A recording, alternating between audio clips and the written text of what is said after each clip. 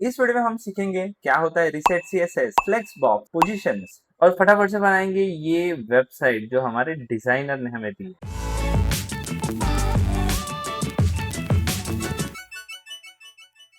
हमें हमारे डिजाइनर ने एक हेडर दे दिया है जो कुछ इस प्रकार से दिखता है और उसका होवर करने के बाद कुछ इस प्रकार से दिखता है। तो ये डिजाइन अचीव करने के लिए सबसे पहले बनाते हैं HTML। तो ये HTML बनाने के लिए हम बेसिकली सबसे पहला एक हेडर टैग यूज करेंगे। उसके अंदर यहाँ पे एक लोगो जो लेफ्ट साइड के लिए हमें जो नाम है वो होना चाहिए। माय लोगो का कलर डिफरेंस है, इस वजह से हमें उसको एक अलग एलिमेंट में डालना पड़ेगा। तो इसके लिए मैं उसको एक स्पैन में डाल रहा हूँ। लोगों के बाद राइट साइड में है हमारे पास नेविगेशन, तो उसके लिए मैं एक URL डाल देता हूँ एंड उसके बाद उसके अंदर एक एंकर और एंकर के बाद जो भी हमारे 4 आइटम्स है वो मैं यहाँ पे डाल देता हूँ। यहाँ पे देख सकते हो आप कि जो भी HTML लिखा है वो आ चुका है। अभी तक हमने प्रोजेक्ट में कोई भी CSS लिंक नहीं किया है, ना कि इंटरनल दिया हुआ है, कोई ना कोई स्टाइलिंग यहाँ पे आया हुआ है। अभी ये ऐसा क्यों होता है? ब्राउजर में राइट क्लिक करके इंस्पेक्ट करने के बाद अगर आप DevTools में हर एक एलिमेंट को सिलेक्ट करोगे तो आप यहाँ पे देख सकते हो कि ऑलरेडी कुछ ना कुछ स्टाइल शेड यहाँ पे यूजर एजेंट स्टाइल शीट करके आ रहा है। इसका मतलब होता है कि हर एक ब्राउजर अपना खुद का CSS हर एक डिफॉल्ट एलिमेंट्स को देता है। तो अभी जब हम अपना CSS डालेंगे तो इसके लिए सबसे पहला हमें इस वाले CSS को, ये जो कि ब्राउजर डिफॉल्ट होता है, उसको ओवरराइट करना पड़ता है। तो इसके लिए हम यूज करते हैं रीसेट CSS। तो रीसेट CSS कोई लॉजिक नहीं है या फिर कोई अलग सा प्लगइन नहीं है। रीसेट CSS सिर्फ आप क्या करते हो, एक CSS का फाइल बनाते हो जिसमें आप सारे के सारे जितने भी पॉसिबल एलिमेंट्स हैं उनको लेते हो और उनके लिए जो भी डिफॉल्ट ब्राउजर CSS दे सकता है उसे हम 0 कर देते हैं। तो ये जो रीसेट CSS की फाइल है मैंने ऑलरेडी डिस्क्रिप्शन में लिंक डाल दिया है, आप डाउनलोड करके डायरेक्टली यूज कर सकते हो, आपको बनाने की कोई जरूरत। यहाँ पे मैंने रीसेट CSS बना लिया है और उसे मैं यहाँ पे इंपोर्ट कर लेता हूँ और जैसे ही मैं इसे सेव करूंगा तो देखिए यहाँ पे पूरा नक्शा ही चेंज हो गया है। तो जितना भी डिफॉल्ट वो बुलेट्स थे, जितना भी पॉइंटर्स थे, वो सब निकल गए हैं। तो ये जो डिजाइन है यहाँ पे लोगो एक साइड में है, नेविगेशन एक साइड में है। तो ये जब हमें इन्हें साइड बाय साइड लाना है तो हम यूज करेंगे फ्लेक्स बॉक्स। लेकिन उससे भी पहले हम एक बेसिक से CSS यहाँ पे ऐड कर देता हूँ। इंस्पेक्ट करने के बाद अगर आप ये देखोगे तो एक हेडर है, उसके अंदर लोगो हमने रखा है और नेविगेशन हमने रखा है। तो जो लोगो है और जो नेविगेशन है इन दोनों को हमें साइड बाय साइड करना है। तो जो भी फ्लेक्स बॉक्स का CSS है वो हमें लिखना पड़ेगा हेडर पे। तो हम यहाँ पे हेडर पे डाल देंगे डिस्प्ले फ्लेक्स और जैसे ही हम डिस्प्ले फ्लेक्स डालेंगे कि वो ऑलरेडी साइड बाय साइड आना चालू हो गया है। अभी हमें सिर्फ इतना करना है कि इन दोनों के बीच में थोड़ी स्पेसिंग डालनी। जब आप इस हेडर को फ्लेक्स दे देते हो तो ये लोगो और नैव ये उसके अंदर के कंटेंट बन जाते हैं। हमें क्या करना है कि इन दोनों के कंटेंट के बीच में स्पेस देना है। तो इसके लिए हम यहाँ पे डालेंगे जस्टिफाई कंटेंट स्पेस बिटवीन। तो यहाँ पे जितने भी कंटेंट आते हैं जस्टिफाई वो हमेशा हॉरिजॉन्टल में काम करते हैं। मैंने जैसे कहा कि प्रैक्टिस बहुत इंपॉर्टेंट है वेब डेवलपमेंट में, तो मैं वीडियो में सिर्फ 1-2 ही एक्सप्लेन करूंगा, बाकी जितने भी ऑप्शंस हैं वो आपको खुद ट्राई करना। अभी यहाँ पे आप देख सकते हो माई लोगो ऊपर चला गया है, मतलब बेसिकली ये टॉप अलाइन। अगर मुझे ये माई लोगो और ये इन दोनों के सेंटर में चाहिए तो उसके लिए हमें डालना पड़ेगा अलाइन आइटम सेंटर। जितना भी अलाइन वाला चीज है वो हमेशा वर्टिकल में काम करता है। तो चलिए इस लोगो को डिजाइन करते हैं। तो इसके लिए हमें सबसे पहला कुछ बेसिक स्टाइल शीट डालना पड़ेगा जस्ट रिलेटेड टू फॉन्ट। तो ये फॉन्ट मैंने यहाँ पे बड़ा कर लिया।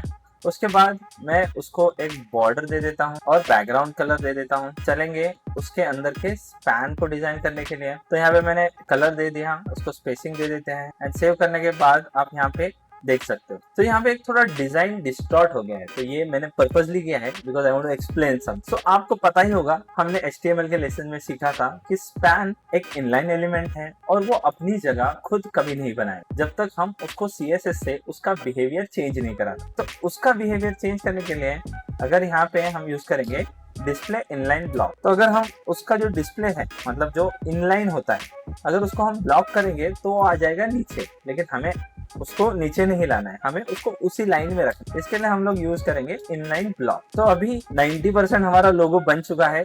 थोड़े से बॉर्डर रेडियस और ये माइक के पहले लेफ्ट साइड में थोड़ा सा स्पेसिंग बचा है तो वो हम ऐड कर देते हैं यहाँ पे। और जैसे ही मैं सेव करूंगा तो हमारा लोगो यहाँ पे बन चुका है। तो चलिए अभी बारी है लास्ट नेविगेशन की। तो जैसे हमने हेडर को यहाँ पे फ्लेक्स दिया था तो उसके अंदर वाले बाजू में आ गए थे, तो अभी अगर हम नैव के अंदर वाले यूएल को देखें तो मुझे सारे एलआई जो है वो बाजू बाजू में लाने हैं। तो इसलिए मुझे किसको फ्लेक्स देना पड़ेगा, यू आर राइट, इस यूएल को।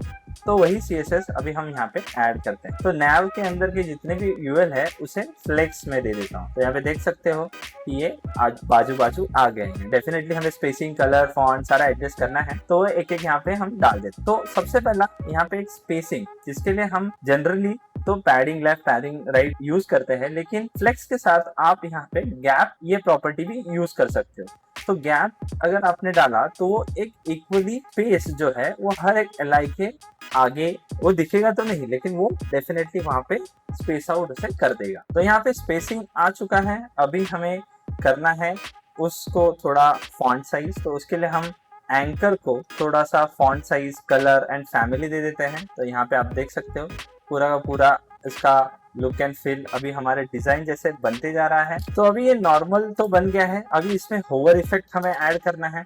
तो वो मैं यहाँ पे ऐड कर देता हूँ।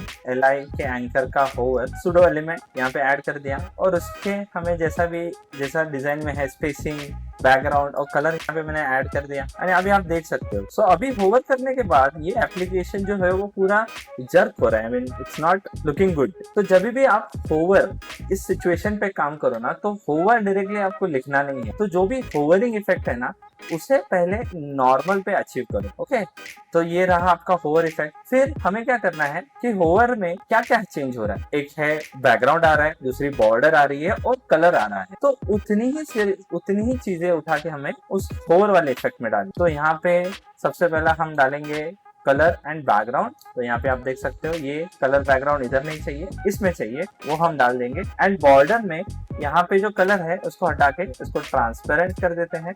और यहाँ पे शॉर्ट हैंड प्रॉपर्टी की जगह पे हम एक लॉन्ग प्रॉपर्टी लिख सकते हैं, बॉर्डर कलर, और वहां पे सेम ये जो कलर है वो यूज करें। अगर अभी इसे मैं सेव करता हूँ तो मेरा नॉर्मल डिजाइन अचीव हो गया। और अगर आप अभी होवर करोगे तो उसमें कोई जर्क भी नहीं आ रहा है। तो अभी इसमें एक बॉर्डर रेडियस बचा।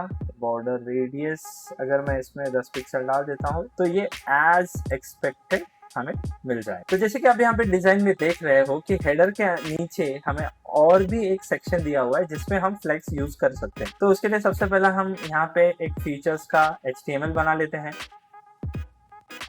सेक्शन फीचर्स है, तो इसके अंदर वाले जो फीचर है वो साइड बाय साइड हमें लाने हैं।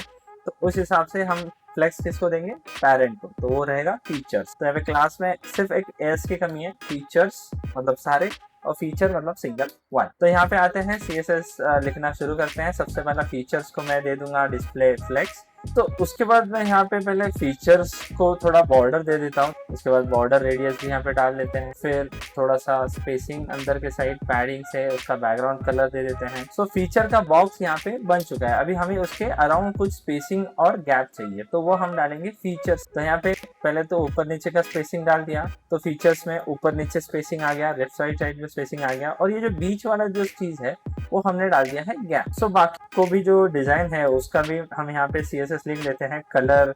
उसके बाद टेक्स्ट ट्रांसफॉर्म, अभी वो जो सारा टेक्स्ट है वो कैपिटल में है, तो हम यहाँ पे CSS से अप्लाई करेंगे, तो यहाँ पे अप्लाई हो जाएगा।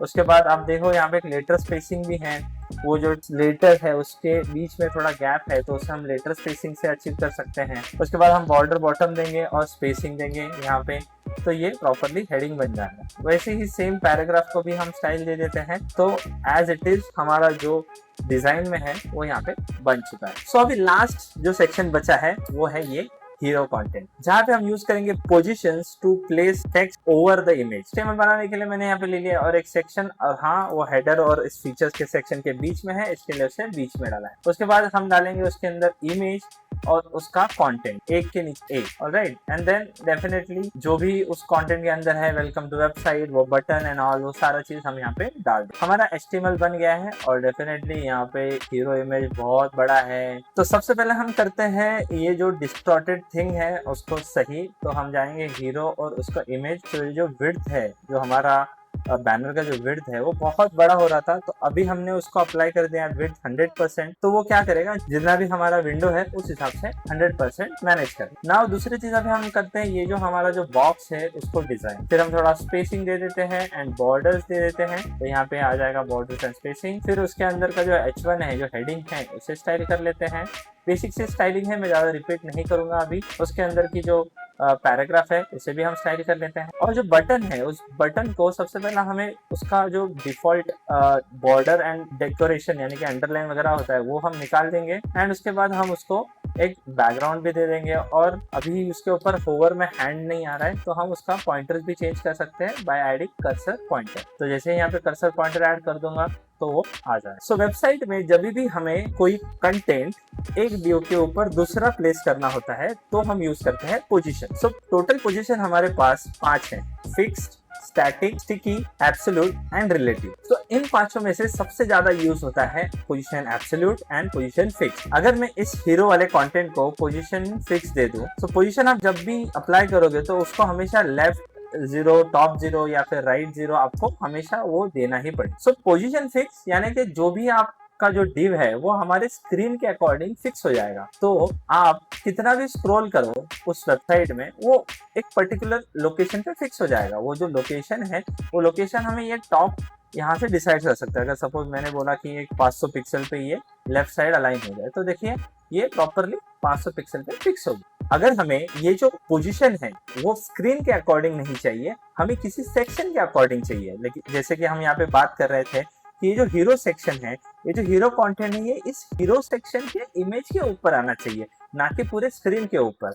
सो इन दैट केस हम यूज करेंगे पोजीशन एब्सोल्यूट। तो यहाँ पे मैं उसको पोजीशन एब्सोल्यूट और लेफ्ट 0 और राइट 0 दे दूंगा। लेकिन अभी इसे सेव करने के बाद आप देख सकते हो यहाँ पे ये जो कंटेंट है वो ऊपर चला गया। अभी ये ऐसा क्यों हुआ? वो इसलिए कि पोजीशन एब्सोल्यूट एंड रिलेटिव ये हमेशा पैरेंट चाइल्ड का काम करते हैं। तो जब भी एक डिव को आप पोजीशन एब्सोल्यूट अप्लाई करते हो तो वो चेक करता है कि उसके पेरेंट में उसको पोजीशन रिलेटिव मिल रहा है कि नहीं। अगर मिलेगा तो वो उसके अकॉर्डिंग अपने आप को एडजस्ट करेगा, अगर नहीं मिलेगा तो वो डेफिनेटली उस स्क्रीन या फिर वो चेक करते जाएगा कि उसको जब तक किसी पेरेंट में पोजीशन रिलेटिव मिल रहा है तो वो उसके अकॉर्डिंग अपने आप को एडजस्ट करेगा। तो अभी हम क्या करते हैं, हमें जो हमारा कंटेंट है वो हीरो के अकॉर्डिंग एडजस्ट होना चाहिए, इसलिए यहाँ पे एक हीरो क्लास को पोजीशन रिलेटिव अप्लाई कर देते हैं। तो जब भी हम ये सेव कर लेंगे और यहाँ पे रिलोड करेंगे तो अभी आप देख सकते हो कि ये जो है कंटेंट उस